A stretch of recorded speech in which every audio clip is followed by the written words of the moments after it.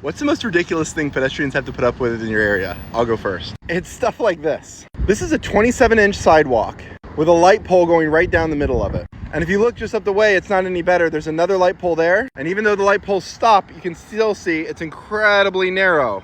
This is an excellent opportunity to talk about Jan Gehl's connected pathways to desirable places. But before we discuss that, I want to give you context of this street. This is Holtzclaw, a 4-lane road going through Chattanooga, Tennessee. And in a press release, the mayor mentioned that this is going to be repaved immediately and portions of it are going to be right-sized. So I want to talk about the relationships between connections and desirable places using both this road and its redesign as an example. So first and foremost, let's talk about desirable places along this road. Tucked right behind this road on Main Street is Montague Sculpture Park. We have Stoveworks, an artist in residency area, the National Cemetery, which is the second biggest national cemetery in the country next to Arlington, and then Werner Park, historically one of our biggest parks, with huge sports complexes, a zoo, and even a giant playground. You would look at these places and think Holtzclaw Avenue is amazing, but it's one of the last places you'll want to hang out because it's got such terrible connection between these places. Now there are 5 reasons as to why it's important to have desirable places well connected with good pathways. First and foremost is accessibility and inclusivity. One of the first videos I ever filmed that blew up was me and my family walking to the closest park, Werner Park. It was such an harrowing journey that I actually had to take a detour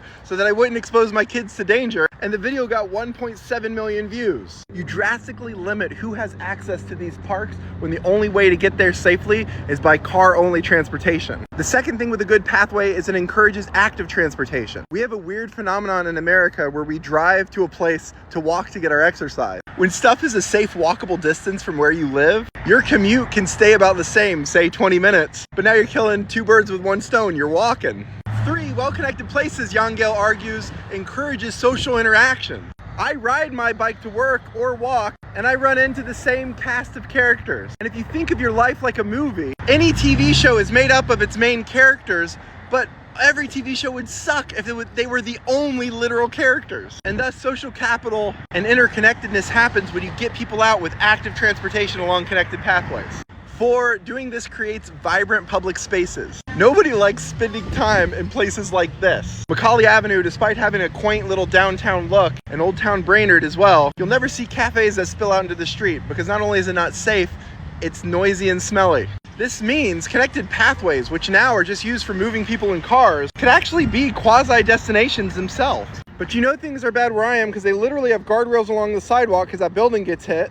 And also you can see this guardrail's been utilized. But when we have car-only transportation that looks like this, it means miles upon square miles of our city are places we don't like to spend time, even spaces adjacent to it, like out in front of this business. And 5th, Jan Gehl points out how these things create a sense of place. When people can easily navigate the urban environment to get to desirable places and do so in a safe and desirable way, they begin to sense what is called a sense of place. I've made a video about this and I should make another, but just think of a sense of place being a place you want to be in and belong to. So what's wrong with this design that the city's putting forward? Well, for starters, they're leaving it at 4 lanes for a good portion of the road, which is just not a good idea. And 2, it's just inconsistent. They recently repaved Macaulay, and look, for half a block it has a buffered bike lane, then it turns into street side parking and cyclists are expected to ride with cars on a 3-lane road. And then just beyond that stoplight, it's 4 lanes again. We need to decide what we want this road to be. Why can't we commit to 4 lanes is a bad idea here, so let's take it out all the way along. Now, something good that they are doing is they're doing 10-foot wide lanes,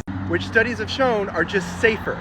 We used to think wide lanes were better because you had more margin for error, but this just made people pay less attention and drive faster. So along Holtzclaw, there's going to be places where bikes have their own buffered lane without protection. Then they're expected to share the road for cars, so they're going in and out. And this sort of inconsistency and ambiguity just isn't good. One of the reasons people look at bike lane infrastructure as being worthless is because until it feels safe enough for a parent to let their teenager ride their bike on it, it just won't be used with any sort of regularity. Now, the last thing, and where you have an opportunity to help influence this, is that during construction, they're going to lower the speed limit to 35 miles an hour. And then the city's going to pitch to City Council the request to keep that permanent after the construction. We need to put pressure on the City Council to make this permanent. Because any place we expect pedestrians and cyclists to be, cars need to be going at an appropriate speed. And if you look at this graph, you'll see that getting hit by a car at 20 miles an hour is only a 10% chance of dying.